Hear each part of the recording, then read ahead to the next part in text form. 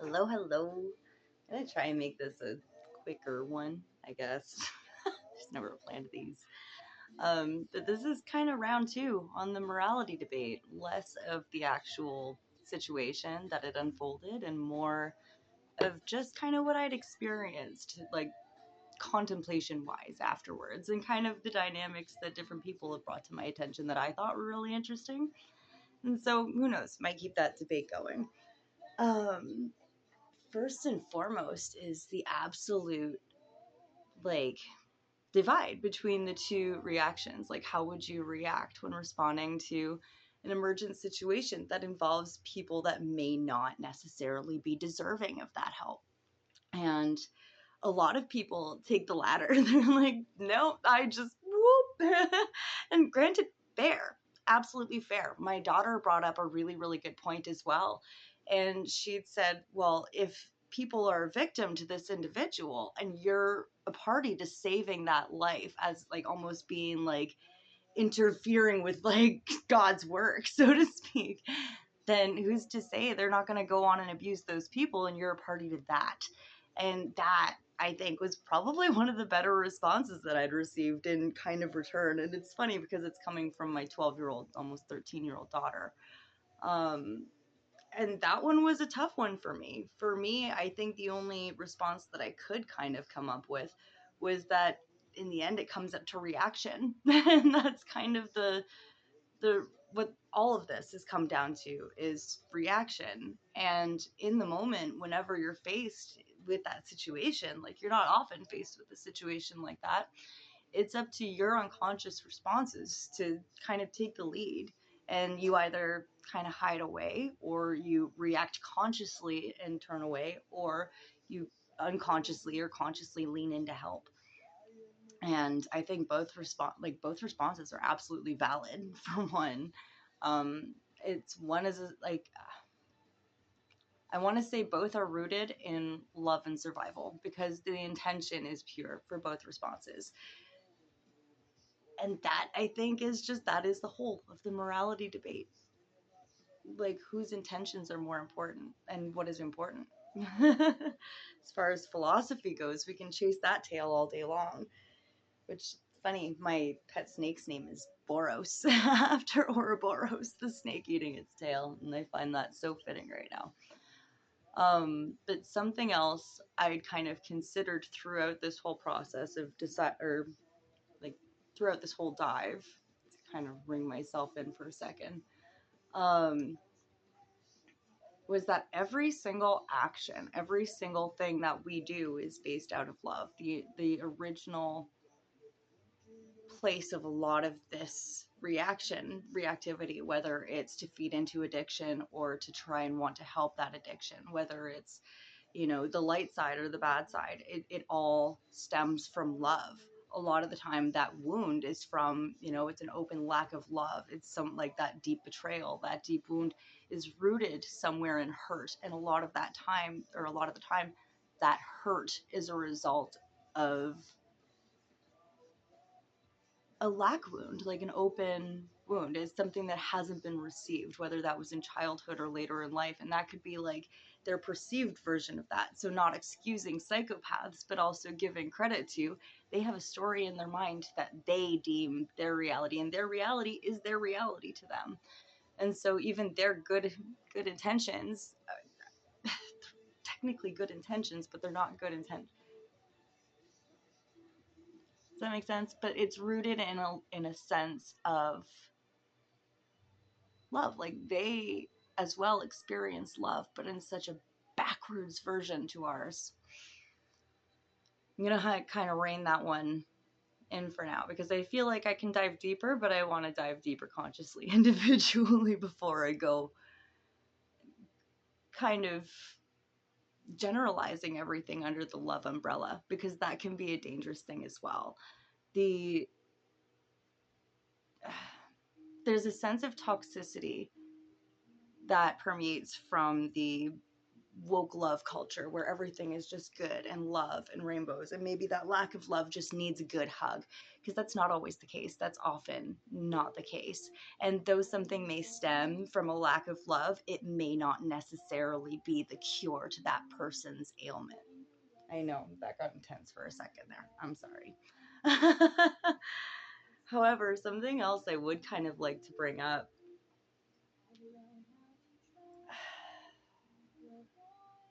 I don't know where I was going with that one either. I'll take this time actually then to kind of branch into something else. So this is a part 2 wrap up. It wrapped up a heck of a lot quicker than I intended. Now I get to talk about good things, that big movements in the works. One of the bigger things is that I've been co-creating behind the scenes quite a lot with another friend of mine, and she is on quite a profound journey herself. And a big part of that has been the self recovery and the moving through the experience of the woman, moving through our cycles, our trauma, our journey together in a way that isn't just that same old cycle of trauma bonding, but in a way that is authentic and forward moving and very honest, like a very raw take on women and women's needs. And that is kind of translated into these groups that we want to start for teen girls. Teen girls, and specifically because we both have teen girls, and we both were teen girls. We see a lot of the struggle, a lot of the trials that they kind of experience. And as well, we see a lot of the directions that a lot of them end up taking because of, environmental influences as well as situational and societal influences. We were raised in an era that didn't necessarily have this much technology, this much constant access to everyone and everything else in the world. Like, I don't even know who the hell I'm talking to right now. So I mean, hi, but also like our kids are going through that, and like they, at least my daughter, was raised in a time where technology was more prominent from the moment she was born. Like smartphones were a thing. My daughter was born in 2012, and since then, even like the expansion of social media has been insane, absolutely insane, and it influences absolutely everything. Like TikTok, it has its uses, absolutely. However, it's creating cultures within our children. And one of the biggest things I think that we want to work through with these groups is just kind of teaching them the basics, things that we as women wish we would have kind of known growing up, like our hormones, our cycles, how to, you know, exercise, eat, move, to like move the body, process through. Like if you are experiencing deep rage and moments of absolute frustration, what do you do with that? And a lot of the time we're told, especially as girls, just tone it down. Like, you're being dramatic, you're being whatever. And we give these things names that they don't necessarily deserve. And as a way to suppress it, as a way to put it back down in the box, instead of pulling it out, looking at it and being like, okay, I'm feeling this. Like, how do I put this into something productive? Do I need to do 5 push-ups, or do I need to go do some art? Do I need to go just kind of dance, yell it out, and then come back to that person that little less heated? Do I need breath work? Do I need to tune into my body? How much have I moved today? How much have I eaten? Where's my cycle? Am I about to start my period? My period, I know, brings on deep emotion. Kids don't know that. Teenagers are still learning that. And that is something that we're working very adamantly to kind of encourage that deep conscious dive at a young age. And young age being 13 to 16, and then within another group of 16 to 19. Gypsy, my word. Sorry, I've got claws in my leg. It's intense. And we're hoping to eventually translate that to women's groups as well. Women working with women, moms helping moms, and building that conscious community of women to network, to connect with. And there are so many areas like that within the immediate area already. And so we're looking to really further explore within that and encourage that connection community. I've been asked a couple times as well if we're going to be doing men's groups like this, and quite frankly, I can't speak on that because I'm not a man. But we will in time be offering workshop, like just collective workshops. We're starting small because we're starting with what we know, and not in any way saying women are small. But we are starting with something we understand and something we deeply want to connect with, and we are working out to build that collective so that we have resources for you men as well, like for you guys.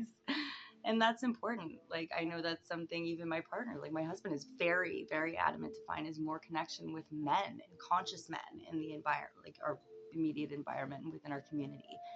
And I think that right now more than ever, that is so fucking important. It is so important to have a solid foundation within community. As an artist, I get to meet all sorts of really cool people, and I get to, dive into these different mediums and have just, you know, very few artists are without a well in their mind, So yeah, that's a little bit of what we're going to be bringing in.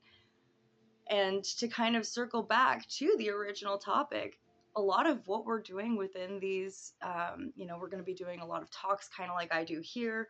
We're going to be sharing in tarot read. We're going to be sharing in, kind of like conscious chats for the collective. And over time, we're going to,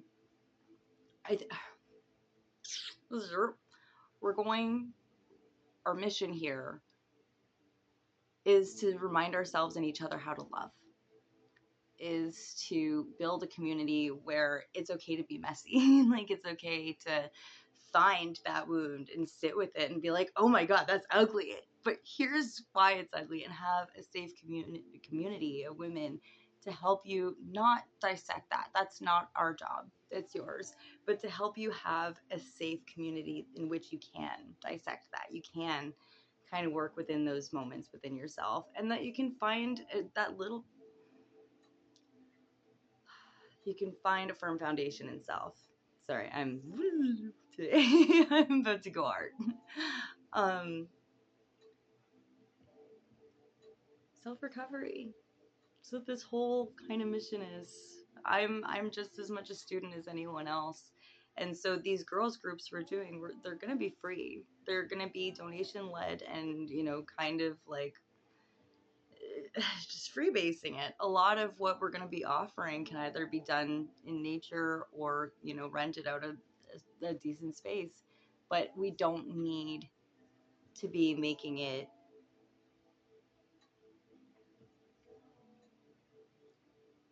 we don't need to be monetizing a good intention that doesn't otherwise need the financial support. you know for the women's retreats in time, those will be those will obviously have a cost, because there's cabins we're going to be renting, there's going to be different practitioners we're taking in, or different people that we're kind of like incorporating in this like 1 or 2 day event. And there's a lot that goes into those, so that those obviously will be more cost, and that cost is also going back in towards Bloom, what is going to be this girls group. We're going to be working on making the page in the next couple days. Me and Allison are very back and forth. We're both moms. We were both, busy lives. And we're just kind of allowing it to go at its own flow. And so this is our introduction into this. Finding ways to bring our girls and ourselves back to love and back to a sense of self, or find a sense of self if you haven't quite figured it out yet, especially for our young girls who are literally in the thralls of developing their sense of self. Ah, it's exciting. It's exciting stuff. And I think every time we have like the voice chats back and forth, we're like, oh my God, we're so excited, because it's bursting out of us at this point. We're excited to kind of delve into that sense of conscious community. So back to the morality debate, and kind of bringing it in to that self-love. I think the more we cultivate our sense of self,